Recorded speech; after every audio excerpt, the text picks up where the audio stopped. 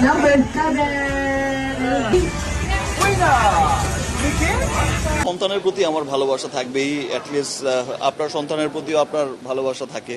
ওহ মাই god, এবার আবরাম খানের জন্মদিনে মেগাস্টার শাকিব খানের চূড়ান্ত সিদ্ধান্ত জানিয়ে দিলেন দর্শকদের মাঝে। তিনি জানান, আমি চূড়ান্তভাবে ঘোষণা করছি অপু বিশ্বাসের সাথে আজীবনের জন্য সংসার জীবন পদার্পণ করব। আমার সন্তানের প্রতি আমার ভালোবাসা থাকবেই, অ্যাটলিস্ট আপনার সন্তানের প্রতিও আপনার ভালোবাসা থাকে। ছেলের মা কেমন আছেন? হয়তো ভালোই আছে।